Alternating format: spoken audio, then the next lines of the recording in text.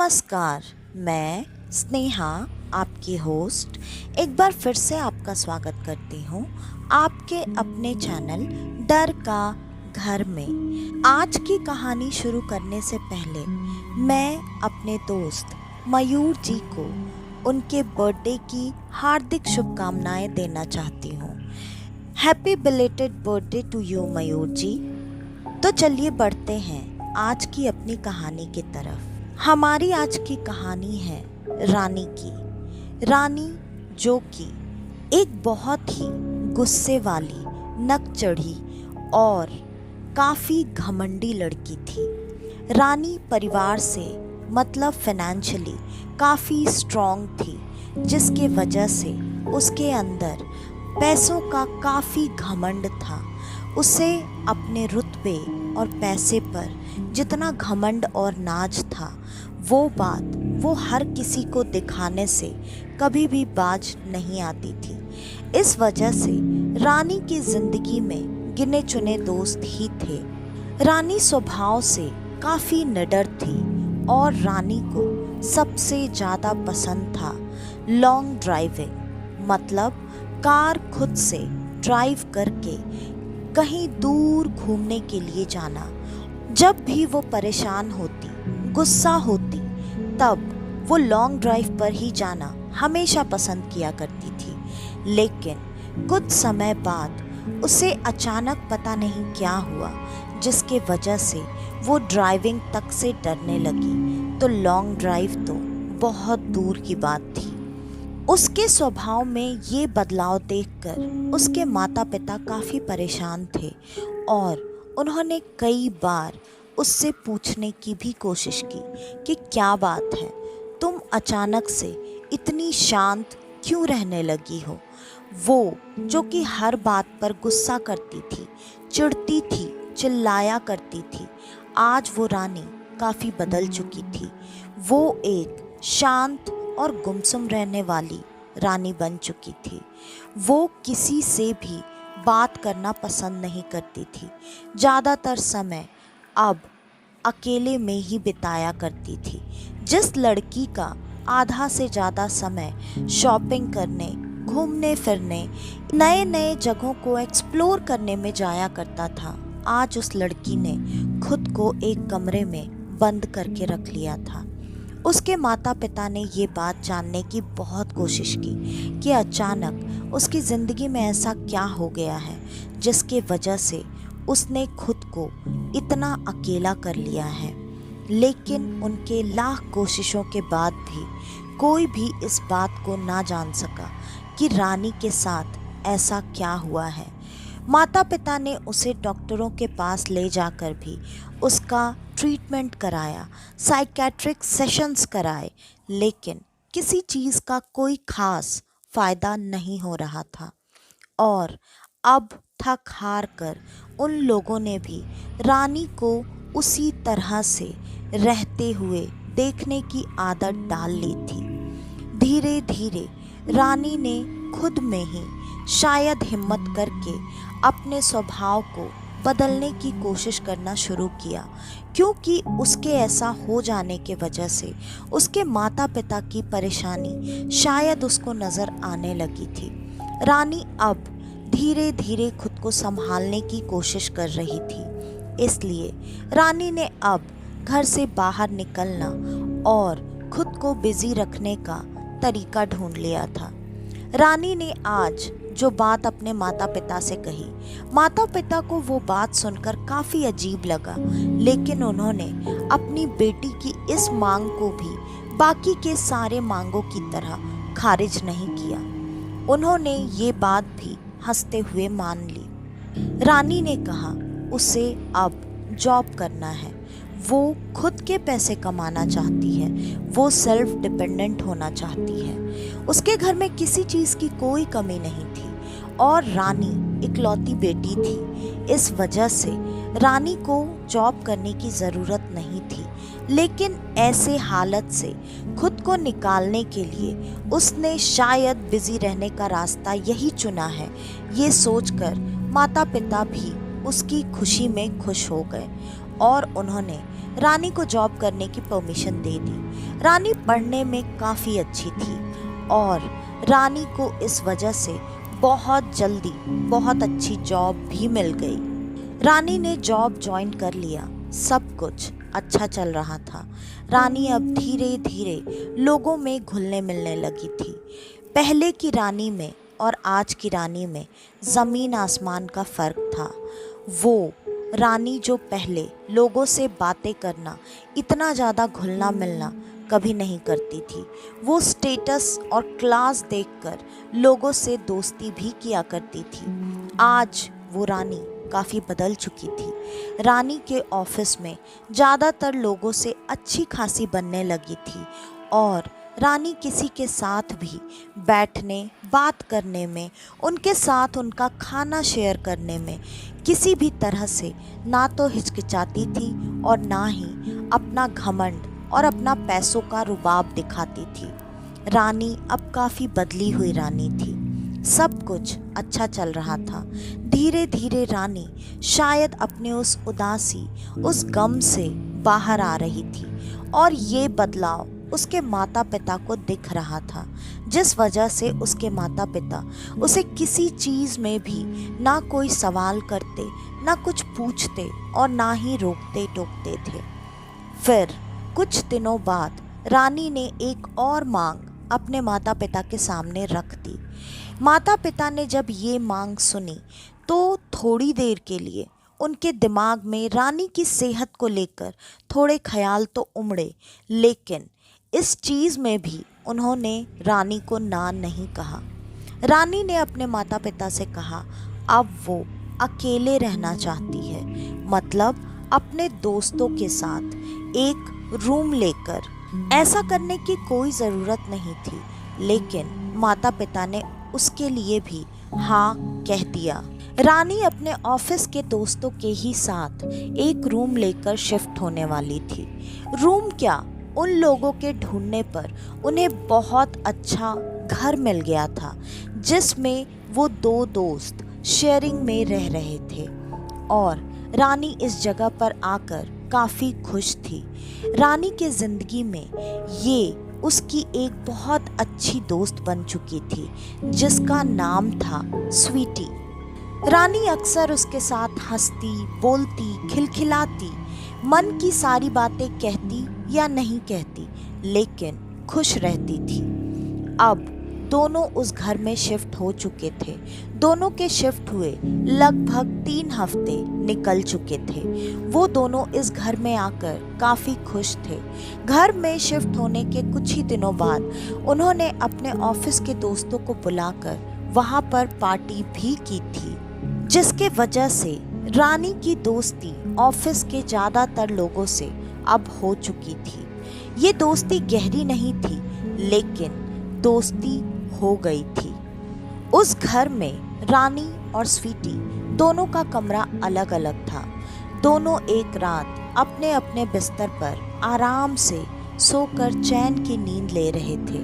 अचानक स्वीटी को रानी के कमरे से तेज तेज चीखने और चिल्लाने की आवाज़ें आने लगी। जब स्वीटी उठकर रानी के कमरे की तरफ जाने लगी, तब उसने सुना कि रानी किसी से खुद को माफ़ करने की भीख मांग रही है और बार बार किसी गलती की माफ़ी मांग रही है, अपने जान को बख्शने के लिए कह रही है। स्वीटी ये आवाज़ें सुनकर दौड़कर रानी के कमरे में पहुंच गई। जब वो रानी के कमरे में पहुंची तो वहाँ पर कोई भी नहीं था और रानी अपने बिस्तर पर बैठकर हाथ जोड़कर सर झुकाकर रोए जा रही थी। वो काफ़ी परेशान और डरी हुई नज़र आ रही थी, लेकिन स्वीटी ने एक बार फिर से पूरे कमरे में अपनी नज़र दौड़ाई। कमरे में चारों तरफ उन दोनों के अलावा और कोई भी स्वीटी को नज़र नहीं आ रहा था। फिर रानी किससे ये बातें कर रही थी, किससे अपने जान की भीख मांग रही थी, ये बात स्वीटी के समझ से परे थी। वो दौड़कर रानी के पास पहुंच गई और रानी को संभालते हुए, शांत करते हुए उसने उससे पूछना शुरू किया, तुम किससे बात कर रही हो? यहाँ पर तो कोई है ही नहीं, किससे बात कर रही हो? रानी जवाब दो मुझे। इस पर रानी ने तुरंत स्वीटी की तरफ एक मायूसी भरी नज़रों से देखा। उसे गले लगाकर वो बिलक बिलक कर रोने लगी और कहने लगी, मुझसे बहुत बड़ी गलती हो गई, मुझे उसे ऐसे नहीं छोड़ना चाहिए था। वो वापस आ गई है, वो मुझे अपने साथ लेकर जाना चाहती है। उसने आज भी मेरी गलती के लिए मुझे माफ़ नहीं किया है। रानी की कोई भी बात स्वीटी के समझ से पूरी तरह से परे थी और अब स्वीटी ने उसे ये बात बार बार पूछना शुरू कर दिया, क्या हुआ? तुम किसके बारे में बात कर रही हो? पहले तो शांत हो जाओ, उसके बाद बताओ मुझे क्या हुआ है। पूरी बात बताओगी तब तो मैं तुम्हारी मदद कर पाऊंगी ना। इस पर रानी ने तुरंत जवाब दिया, मेरी मदद अब कोई नहीं कर सकता है, तुम भी नहीं, कोई भी नहीं, तुम जाओ यहाँ से, मैं ठीक हूँ। रानी ने कोई भी बात स्वीटी को उस वक्त नहीं बताई और रानी को वैसी हालत में देखकर स्वीटी को बिल्कुल अच्छा नहीं लग रहा था, क्योंकि वो दोनों अब काफ़ी अच्छे दोस्त बन चुके थे। स्वीटी को तो ऐसा लगता था जैसे वो रानी की बेस्ट फ्रेंड है। वो रानी से इतनी ज़्यादा करीब है कि रानी उससे कभी भी ना तो कोई बात छुपाएगी और ना ही झूठ बोलेगी। लेकिन आज रानी वैसा ही कर रही थी। लेकिन उसके इतना पूछने के बाद भी जब उसे कोई जवाब नहीं मिला तो वो भी थक हार कर अपने कमरे में वापस से आराम करने के लिए चली गई। वो बिस्तर पर लेट तो गई थी, लेकिन उसके आंखों से नींद कोसों दूर थी। अगली सुबह दोनों उठकर ऑफिस जाने के लिए तैयार हो रहे थे। स्वीटी बार बार रानी के चेहरे की तरफ देख रही थी।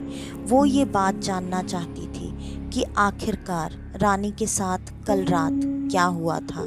लेकिन रानी आज काफ़ी नॉर्मल बिहेव कर रही थी और वो जिस तरीके से बात कर रही थी, जैसा खुद को दिखा रही थी, स्वीटी को ऐसा फील होने लगा कि कहीं वो ये सारी हरकतें नींद में तो नहीं कर रही थी। इसलिए स्वीटी ने भी इस बारे में रानी से कोई भी बात ना करना ही सही समझा और दोनों तैयार होकर ऑफिस चले गए थे। आज ऑफिस में रानी का काम थोड़ा ज़्यादा था। इस वजह से रानी ने स्वीटी से कहा था कि अगर तुम्हारा काम जल्दी ख़त्म हो जाता है तो तुम आज रूम पर जल्दी चले जाना और खाना बना लेना। मैं थोड़ी देर से आऊँगी क्योंकि आज मेरे पास काम थोड़ा ज़्यादा है। इस पर स्वीटी ने बड़े प्यार से कहा, जी मैडम, मैं बिल्कुल चली जाऊँगी। आपकी कोई फरमाइश है खास खाने के लिए? और इतना कहते ही दोनों दोस्त ठहाके मारकर हंसने लगे। इस तरह से रानी को देखकर स्वीटी को काफ़ी अच्छा महसूस हो रहा था और दोनों एक साथ काम कर रहे थे। लेकिन अचानक काम करते करते रानी बीच में ही अपना काम छोड़कर अपनी जगह से उठकर पेंट्री के एरिया में चली गई थी और वहाँ पर वो लग रहा था जैसे किसी से बातें कर रही है, किसी को वहाँ से उसे छोड़कर जाने के लिए कह रही है। उसे सामने खड़ा हुआ इंसान तो दिखाई नहीं दे रहा था, लेकिन रानी साफ साफ नज़र आ रही थी। रानी के हाथों के इशारे से और उसके मुंह चलाने से, उसके एक्सप्रेशन से स्वीटी को ये बात समझ में आ रही थी कि शायद वो किसी से बहस कर रही है। स्वीटी ने अपना काम छोड़ा, वो भागती हुई पेंट्री के एरिया में पहुंच गई। जब वो वहां पर पहुंची तब उसने देखा कि रानी वहां पर बिल्कुल अकेली थी, वहां पर और कोई नहीं था।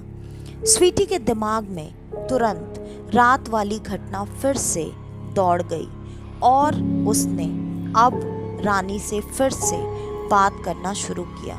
उसने रानी से सवाल किए, तुम रात में भी ऐसी ही हरकतें कर रही थी, क्या हुआ है तुम्हें? क्या परेशानी है तुम्हारे साथ? तुम मुझे नहीं बताओगी तो किससे बताओगी? और एक बार बता के तो देखो यार, मैं दोस्त हूँ तुम्हारी। मुझे तो लगता था कि मैं बेस्ट फ्रेंड हूँ तुम्हारी, लेकिन अब तुम्हारी इस हरकत से मुझे ऐसा लग रहा है जैसे मैं तो तुम्हारी दोस्त भी नहीं हूँ। तुम मुझसे कैसे कोई बात छुपा सकती हो, और वो भी ऐसी बात जिससे तुम इतना ज़्यादा परेशान हो? तुम्हें पता है मैं तुम्हें परेशान नहीं देख सकती, तो क्यों नहीं बता रही हो मुझे? ये सारी बातें सुनते ही रानी तुरंत स्वीटी के गले लगकर फिर से वैसे ही बिलक बिलक कर रोने लगी। और अब स्वीटी ने बड़े प्यार से रानी को शांत कराते हुए उससे वही बातें पूछना शुरू किया। फिर रानी ने उसे अपने मन की बात बताने की ठान ली। रानी ने बताया ये उसके कॉलेज की बात है। वहाँ भी उसकी एक बिल्कुल स्वीटी जैसी ही दोस्त थी, और वो उसके साथ अपना सारा समय बिताया करती थी। वो दोनों हमेशा साथ में ही हर जगह जाया करते थे, चाहे शॉपिंग करना हो, चाहे मॉल्स जाना हो, या घूमने की बात हो, या फिर लॉन्ग ड्राइव पर जाना हो। वो हर जगह एक साथ ही हुआ करते थे। एक रात की बात है, रानी का मन उस दिन अच्छा नहीं था और उसे लॉन्ग ड्राइव पर जाना था। उस दिन बारिश काफ़ी हो रही थी, लेकिन उसकी दोस्त ने ड्राइव पर जाने से मना कर दिया। उसके मना करते ही रानी उसे इंसिस्ट करने लगी, और रानी के काफ़ी बार बोलने के वजह से उसकी दोस्त उसके साथ जाने के लिए तैयार हो गई। वो दोनों ड्राइव पर निकल गए। मौसम काफ़ी ख़राब था, काफ़ी तेज बारिश हो रही थी, और रानी बहुत ज़्यादा तेज ड्राइविंग कर रही थी, जिसके वजह से उसकी दोस्त काफ़ी डर रही थी। वो बार बार रानी को गाड़ी स्लो ड्राइव करने के लिए कह रही थी, लेकिन रानी उसकी बात बिल्कुल नहीं सुन रही थी। अचानक रानी को ऐसा एहसास हुआ जैसे उसके गाड़ी के ब्रेक फेल हो चुके हैं। उसने अपनी गाड़ी को संभालने की बहुत कोशिश की, लेकिन मौसम इतना ज़्यादा ख़राब होने के वजह से कुछ भी दिखाई नहीं दे रहा था, और वो चाह कर भी अपनी गाड़ी को संभाल नहीं पा रही थी। रानी ने अपनी दोस्त को बताया कि गाड़ी के ब्रेक फेल हो चुके हैं, और तो और गाड़ी अब उससे बैलेंस भी नहीं हो रही है। मौसम ख़राब होने की वजह से सामने की कोई चीज़ ढंग से दिखाई भी नहीं दे रही है। तो अब उन दोनों के पास आखिरी रास्ता बस यही बचा है कि वो दोनों गाड़ी से कूदकर अपनी अपनी जान बचा लें। ये कोशिश करने के लिए रानी ने अपने तरफ का दरवाज़ा खोला। उसका दरवाज़ा खुल गया। रानी गाड़ी से बाहर कूद चुकी थी, लेकिन उसकी दोस्त के कई बार कोशिश करने पर भी उसके तरफ का दरवाज़ा नहीं खुल पा रहा था। और जब तक वो ये दिमाग लगाती कि वो रानी के सीट पर आकर वहाँ से कूद जाए, तब तक उसकी गाड़ी का बहुत भयानक एक्सीडेंट हो चुका था। गाड़ी में तुरंत एक्सीडेंट होते ही बहुत बड़ा ब्लास्ट हुआ, जिसके वजह से आग लग गई, और रानी के आंखों के सामने ही उसकी दोस्त उस गाड़ी में जलकर मर गई। उसके बाद से रानी ने कभी भी इस बारे में किसी से कोई बात नहीं की, और अब उसे वो दोस्त दिखाई दे रही है। वो बार बार उससे यही कह रही है कि तुम्हारी गलती के वजह से मेरी मौत हुई, इसलिए मैं अब तुम्हें नहीं छोड़ूंगी। ये सारी बातें सुनकर स्वीटी को काफ़ी झटका लगा, लेकिन स्वीटी को ये बात समझ में आ गई कि इसमें रानी की कोई गलती नहीं थी। उसने रानी को ये बातें समझाने की कोशिश की, लेकिन रानी कुछ भी समझने के लिए तैयार नहीं थी, क्योंकि अपनी दोस्त को बार बार ऐसे अपने सामने देखकर अब उसे काफ़ी डर लग रहा था। और रानी बार बार एक ही बात कह रही थी कि मेरी गलती नहीं थी, मैंने जानबूझकर नहीं किया, मैं कभी नहीं चाहती थी कि उसको कुछ भी हो। हाँ, ये बात अलग है, मैंने उसकी मदद ना करके खुद पहले कूदना सही समझा। शायद अगर मैंने ये नहीं किया होता तो मैं भी उसके साथ ही मर जाती। अब मैं क्या करूं? मुझे उससे डर लग रहा है, वो वापस आ गई है, वो मुझे लिए बिना यहाँ से नहीं जाएगी, वो मुझे हर जगह दिखाई देती है और वो बार बार मुझे अपने भयानक शक्ल के साथ डरा रही है, मैं क्या करूँ। ये बात सुनकर स्वीटी को समझते देर नहीं लगी कि अगर सच में उसको उसकी दोस्त नज़र आ रही है तो इस बात का निवारण किसी आम तरीके से नहीं किया जा सकता है। इसके लिए उन्हें किसी जानकार की मदद लेनी पड़ेगी, मतलब जो ऐसी आत्माओं की मुक्ति या बंधन करवाने वाले लोग हों, जैसे पंडित, तांत्रिक, ऐसे लोग। लेकिन ऐसे किसी भी इंसान के बारे में ना तो स्वीटी जानती थी और ना ही रानी। लेकिन अब ये सारी बातें जानने के बाद स्वीटी किसी भी हालत में रानी को ऐसे अकेले तड़पते, छटपटाते और सारी मुश्किलों का सामना करते नहीं छोड़ सकती थी। इसलिए स्वीटी ने रानी से कहा, तुम बिल्कुल चिंता मत करो, अच्छा हुआ तुमने मुझे ये बात बता दी। हम दोनों मिलकर इसका जल्दी से जल्दी कोई ना कोई सॉल्यूशन ज़रूर ढूंढ लेंगे। और जहाँ तक रही किसी पंडित या तांत्रिक को ढूंढने की बात, तो हम अपने जानने वाले जिनसे हम ये बातें जान सकते हैं उनसे हम पूछेंगे, पता करेंगे, कोई ना कोई तो ऐसा होगा जो हमें इस मुसीबत से छुटकारा दिला सके। तुम बिल्कुल चिंता मत करो। और तो और अब से तुम रात में अकेले अपने कमरे में बिल्कुल नहीं सोओगी और मैं तुम्हारे साथ ही सोऊंगी या फिर तुम मेरे साथ मेरे कमरे में सोओगी। इस बात के लिए रानी भी तैयार हो चुकी थी। आज स्वीटी ने अकेले घर जाने से भी मना कर दिया। वो वहीं पर ऑफिस में रानी के साथ तब तक रुके रहने वाली थी जब तक कि रानी का काम खत्म ना हो जाए, क्योंकि जब वो लेट तक अपना काम करेगी तब ऑफिस के सारे लोग जा चुके होंगे। वो ऐसी हालत में रानी को अकेले ऑफिस में बिल्कुल नहीं छोड़ना चाहती थी और अब सारे लोग जा चुके थे, वो दोनों ही सिर्फ वहाँ पर रुके हुए थे। अचानक से रानी को ऐसा लगा जैसे उसे बहुत तेज नींद आ रही है। उसने स्वीटी से कहा, स्वीटी सुन ना यार, मुझे पता नहीं क्यों लग रहा है जैसे बहुत ज़्यादा नींद आ रही है। तू मेरे लिए एक काम करना, जाके एक कप प्लीज़ स्ट्रॉन्ग कॉफ़ी बना के लेके आएगी क्या? स्वीटी ने तुरंत कहा, हाँ हाँ, मेरा भी मन हो ही रहा था, तू काम कर, मैं 2 मिनट में कॉफ़ी लेकर आती हूँ। वो वहाँ से चली गई। अब उस जगह पर रानी अकेली थी। अब अचानक जब तक स्वीटी कॉफ़ी लेकर आती तब तक रानी को वहाँ पर अपने बगल में बैठा हुआ कोई महसूस हो रहा था। रानी काम करने में अपने सिस्टम में इतना ज़्यादा बिजी हो चुकी थी कि उसने सर घुमाकर भी नहीं देखा कि स्वीटी वहाँ से उठकर चली गई है और उसके बगल में कोई नहीं है। वो लगातार बातें की जा रही थी और उसके बातों का जवाब भी उसे मिल रहा था।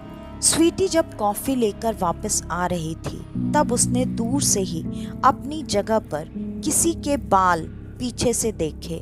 मतलब उसे ऐसा समझ में आ रहा था कि वहाँ उसके चेयर पर कोई लड़की बैठी हुई है। वो जल्दी जल्दी कॉफ़ी लेकर वहाँ बढ़कर आई। जब वो वहाँ पर आई तब उसने नज़दीक आकर देखा, वहाँ पर कोई भी नहीं बैठा हुआ था। स्वीटी को ये बात अच्छे से पता थी कि ये उसके मन का वहम नहीं था, उसने सच में किसी को बैठे हुए देखा था। स्वीटी ने इस बारे में बिल्कुल भी जिक्र करना रानी के सामने सही नहीं समझा, लेकिन जैसे ही स्वीटी ने कॉफ़ी का कप आगे किया, रानी ने तुरंत पूछा, अरे तुम तो यहाँ से हिली ही नहीं, तो तुम कॉफ़ी लेकर कैसे आ गई यार? अब स्वीटी को ना चाहते हुए भी रानी को वो बात बतानी पड़ी कि वो उठकर यहाँ से चली गई थी कॉफ़ी लेने के लिए, और जब वो लौट रही थी तब उसने यहाँ पर किसी को बैठे हुए देखा था। ये बात सुनते ही रानी अब और ज़्यादा डर चुकी थी। उसने तुरंत स्वीटी के दोनों हाथों को अपने दोनों हाथों में लेते हुए उससे ये विश्वास दिलाने की कोशिश करते हुए कहना शुरू किया, देखा ना तुमने, मैं झूठ नहीं बोल रही थी यार, मुझे वो सच में दिख रही है, वो आ गई है, वो मेरे आसपास ही है और वो तब तक यहाँ से नहीं जाएगी जब तक वो मुझे लेकर नहीं जाती। अब स्वीटी ने और ज़्यादा विश्वास से रानी को भरोसा दिलाते हुए कहा, हाँ हाँ हाँ, तुम बिल्कुल चिंता मत करो, मैंने सब कुछ देखा है और मैं तुम्हारी बात पूरी तरह से मान रही हूँ। तुम बिल्कुल चिंता मत करो, हम लोग जल्दी से जल्दी कोई ना कोई उपाय ढूंढेंगे, किसी का भी पता लगाएंगे ताकि वो हमें इस मुसीबत से छुटकारा दिला सके। मैं तुझे बिल्कुल अकेला नहीं छोड़ने वाली, तू चिंता मत कर, तू बस अपने काम पे ध्यान दे, काम खत्म कर फिर हम घर चलते हैं। रानी ने फटाफट अपना काम खत्म किया और काम खत्म करते ही दोनों घर पर पहुंच चुके थे। खाना बनाने का अब दोनों में से किसी का भी मूड नहीं था और दोनों ने आज बाहर से खाना ऑर्डर करने का डिसाइड किया। खाना दोनों ने ऑर्डर कर दिया था। दोनों बैठकर खाना आने का इंतज़ार कर रहे थे। अचानक दरवाजे की घंटी बजी। स्वीटी दौड़कर दरवाजे पर पहुंच गई।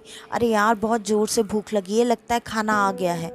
उसने दरवाज़ा खोलकर सामने देखा, लेकिन दरवाजे पर कहीं भी कोई भी नहीं था। स्वीटी ने इधर उधर देखकर दरवाज़ा फिर से बंद कर दिया, ये सोचकर कि किसी आस पड़ोस वाले ने मजाक किया होगा। स्वीटी ने जैसे ही दरवाज़ा बंद किया, बेल वापस से बजी। उसने फिर से दरवाज़ा खोलकर देखा, लेकिन अभी भी वहाँ पर कोई नहीं था। अब अचानक से रानी की अंदर कमरे से चीखने चिल्लाने की आवाज़ें आ रही थी। स्वीटी ने तुरंत दरवाज़ा बंद किया और वो तेजी से भागकर रानी के कमरे में पहुंच गई। जब वो रानी के कमरे में पहुंची, तब उसने देखा रानी हवा में थी। रानी के शरीर को कोई बुरी तरीके से चोट पहुंचा रहा था। रानी बार बार चीख रही थी कि उसे जलन महसूस हो रही है, उसे डर लग रहा है। उसके सामने उसकी दोस्त खड़ी है जो उसे आज ही लेकर जाने की बात कर रही है। ये बात अब स्वीटी के समझ से परे थी। स्वीटी ने काफ़ी ताकत लगाकर रानी को नीचे खींचने की कोशिश की, लेकिन ये शायद उसके बस की बात नहीं थी। स्वीटी के आंखों के सामने ही उसकी दोस्त पर लगातार हमला हो रहा था, उसे कोई नुकसान पहुंचा रहा था।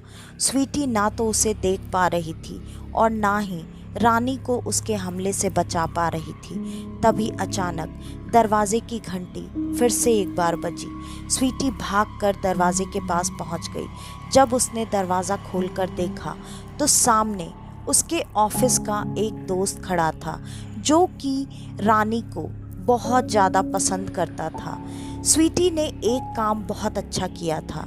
जैसे ही उसने रानी के मुंह से उसकी ये बातें सुनी थी, उसने अपने सारे करीबी दोस्तों को किसी पंडित और तांत्रिक को ढूंढने के लिए कह दिया था। वो दोस्त वहाँ पर एक तांत्रिक को लेकर आया था। उन तांत्रिक बाबा ने तुरंत अंदर कमरे में आकर रानी को सबसे पहले हवा से नीचे उतारा। रानी अभी भी तेज तेज चीख रही थी, चिल्ला रही थी, क्योंकि उसे बहुत ज़्यादा तकलीफ हो रही थी। उसके हाथ पैरों में कई सारे जलने के निशान बन चुके थे। वो बार बार चीख कर यही बता रही थी कि उसे जलन हो रहा है। उसे ऐसा महसूस हो रहा है जैसे किसी ने उसके शरीर में आग लगा दी हो। तांत्रिक बाबा उसकी किसी भी बात पर ध्यान नहीं दे रहे थे, वो अपनी क्रिया कर रहे थे। उन्होंने मुश्किल से 10 मिनट ही मंत्रों का जाप किया होगा कि अचानक से रानी को वो जलन महसूस होना बंद हो चुका था और अब बाबा लगातार किसी और मंत्र का जाप किए जा रहे थे। बाबा ने थोड़ी ही देर में हवा में से एक अजीब सा काला धुआं जो फैला हुआ था वो समेटकर किसी डिब्बी में बंद कर दिया और बाबा ने उन सबको ये बात बताई कि अगर उन्हें आने में थोड़ी भी देर और हो जाती तो रानी की जान आज सच में चली जाती, क्योंकि वो आत्मा काफ़ी गुस्से में थी। वो हर हाल में रानी को अपने साथ ले जाकर अपना बदला पूरा करना चाहती थी, लेकिन अब उस घर से, रानी की ज़िंदगी से ऐसे काले साए का असर हट चुका था। रानी को इस सदमे से उभरने में थोड़ा वक्त तो लगा, लेकिन हमेशा की तरह इस चीज़ में उसके साथ हर समय स्वीटी उसकी दोस्त थी, जिससे कि कुछ ही दिनों में रानी की ज़िंदगी नॉर्मल हो गई। आज उन दोनों लड़कियों की शादी हो चुकी है, दोनों अपनी अपनी सेटल लाइफ में खुश हैं। तो आज की ये कहानी यहीं पर ख़त्म होती है। आपको हमारी आज की ये कहानी कैसी लगी, हमें कमेंट करके ज़रूर बताइएगा। और अगर आपको हमारी ये कहानियाँ पसंद आती हैं तो ज़्यादा से ज़्यादा हमारी इन कहानियों को शेयर करें। अगर आपके पास भी आपकी ऐसी कोई कहानी हो तो डिस्क्रिप्शन में दिए ईमेल आईडी या इंस्टा आईडी पर आप हमें आपकी वो कहानी भेज सकते हैं। तो आज के लिए बस इतना ही। मैं स्नेहा, आपकी होस्ट, आज के लिए लेती हूँ अलविदा। वापस से आपसे मिलने आऊँगी और आप सबको लेकर जाऊँगी कुछ जाने अनजाने किस्से कहानियों के सफ़र पर, आपका अपना डर का घर में। तो तब तक के लिए नमस्कार।